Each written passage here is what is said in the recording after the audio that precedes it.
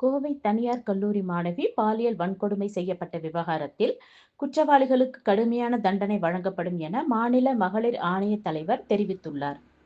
கோவையில் தனியார் கல்லூரி மாணவி அவரது ஆண் நண்பருடன் பேசிக் கொண்டிருந்த போது அங்கு வந்த 3 பேர் அவர்களை தாக்கி அந்த பெண்ணை பாலியல் வன்கொடுமை செய்த விவகாரம் பெரும் பரபரப்பை ஏற்படுத்தியுள்ளது. அந்த கல்லூரி மாணவியும் அவரது ஆண் நண்பரும் மருத்துவமனைகளில் சிகிச்சை பெற்று வருகின்றனர். இது தொடர்பாக மாநில மகளிர் ஆணைய தலைவர் குமாரி பாதிக்கப்பட்ட இருவரையும் சந்தித்து விசாரணை மேற்கொண்டுள்ளார். கோவை அரசு மருத்துவமனையில் அனுமதிக்கப்பட்டுள்ள அந்த இளைஞரை சந்தித்து விசாரணை நடத்த வந்த அவர் செய்தியாளர்களுக்கு பேட்டியளித்தார். அப்போது பேசிய அவர், பாதிக்கப்பட்ட மாணவியை சந்தித்து என்ன தேவை என்பதை எல்லாம் கேட்டு அறிந்து கொண்டேன் என்றார். தற்பொழுது அவருக்கு பாதுகாப்பும் மனநல ஆலோசனையும் தேவைப்படுகிறது. அதையெல்லாம் ஏற்கனவே தந்து வருகிறார்கள் என்று கூறினார். அந்த பெண்ணிடம் நீண்ட நேரம் பேசிவிட்டு வந்தேன் என்றும், காவல்துறை சம்பந்தப்பட்ட அந்த 3 பேரையும் பிடித்துள்ளார்கள். தற்பொழுது பாதிக்கப்பட்ட இளைஞரை பார்க்க வந்துள்ளதாக தெரிவித்தார். பாதிக்கப்பட்ட பெண்ணை பற்றி நான் எந்த விஷயமும் கூற மாட்டேன் என்றும், இப்போதைக்கு அந்த பெண்ணுக்கு தேவை மருத்துவம், பாதுகாப்பு, மனநல ஆலோசனைதான். அதற்காகத்தான் நான் வந்துள்ளேன் என்று தெரிவித்தார். பாதிக்கப்பட்ட ஒருவரின் பிரச்சனையை நாம் திரும்ப திரும்ப கூற முடியாது என்று தெரிவித்தார்.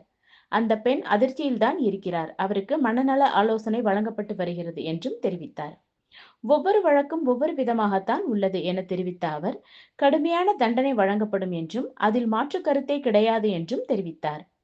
இது ஒரு கொடூர செயல் என்றுதான் நான் கருதுவேன். இப்படிப்பட்ட ஆட்கள் எல்லாம் இருக்கிறார்கள் என்று கேட்கும் பொழுது அதிர்ச்சி அளிக்கிறது என தெரிவித்தார். அந்த பெண்ணிடம் என்ன நடந்தது என்று முழுமையாக விசாரித்து உள்ளேன். அறிக்கையை தயார் செய்து வைத்துள்ளேன் என்றும், அதை தவிர வேறு எதுவும் கூற முடியாது. கடுமையான தண்டனை வழங்கப்படும். முதல்வரும் 1 மாத காலத்திற்குள் இந்த வழக்கை முடிக்க வேண்டும் என்று கூறியுள்ளார் என தெரிவித்தார். தற்பொழுது எல்லாம் இது போன்ற செயல்களுக்கு தண்டனை உடனடியாக வழங்கப்படுகிறது. அதேபோன்று கடுமையான தண்டனை இந்த வழக்கிற்கும் வழங்கப்படும் என்றார். மேலும் சம்பவம் நடைபெற்ற இடத்திற்கும் ஆய்வு மேற்கொள்ள உள்ளதாக தெரிவித்தார். தற்பொழுது அதிக விழிப்புணர்வு உள்ளதால் பெண்கள் தைரியமாக முன்வந்து அந்த குற்றச் செயல்கள் பற்றி கூறுகிறார்கள். ஆணையம் சார்பாகவும் முடிந்த அளவு விழிப்புணர்வுகளை ஏற்படுத்தி வருவதாக தெரிவித்தார். முன்பெல்லாம் பெண்கள் இதுபோன்ற விஷயங்களை சொல்வதற்கு பயப்படுவார்கள். தற்பொழுது பெண்கள் தைரியமாக வந்து அவர்களது பிரச்சனைகளை கூறுகிறார்கள். அதற்கான தீர்வுகளும் வருகிறது என தெரிவித்தார். தற்பொழுது அனைத்து இடங்களிலும் உதவி எண் இருப்பதினாலும், தங்கக்கூடிய இடங்கள், வசதிகள் என பல்வேறு விஷயங்கள் இருப்பதாலும், தீர்வுகள் இருப்பதாலும் தைரியமாக முன்வந்து பெண்கள் அவர்களது பிரச்சனைகளை கூறுவதாக தெரிவித்தார். மகளிர் ஆணையத்தில் முன்பெல்லாம் மனுக்கள் வராது என தெரிவித்த அவர், ஆனால் தற்பொழுது இந்த இடத்திற்கு சென்றால் தீர்வு கிடைக்கும் என்று நம்பிக்கை இருக்கிறது. அதனால் தைரியமாக முன்வருகிறார்கள் என்று தெரிவித்தார்.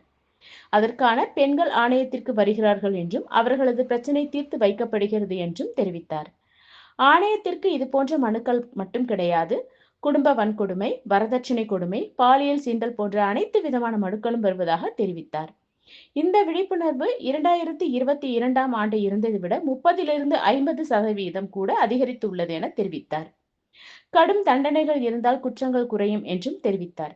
இந்த வழக்கு பொள்ளாச்சி பாலியல் வழக்கு போன்று விசாரிக்கப்படுமா என்ற கேள்விக்கு, எனக்கு தெரிந்தது இந்த வழக்கெல்லாம் பேசப்படக்கூடாது. ஏனென்றால் ஒரு பெண் பாதிக்கப்பட்டுள்ளார். அந்த பெண்ணை பற்றி திரும்ப திரும்ப பேசுவதால் கஷ்டப்படுகிறார்கள் என்றும் தெரிவித்தார். அந்த பெண்ணை பற்றி அதிகமாக பேசினால் அவர்களது வாழ்க்கையும் பாதிக்கப்படும் என தெரிவித்தார்.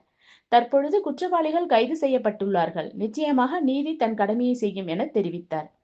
மகளிர் ஆணையத்துடன் காவல்துறை ஒத்துழைப்பு மிக நன்றாக உள்ளதாக குறிப்பிட்டார்.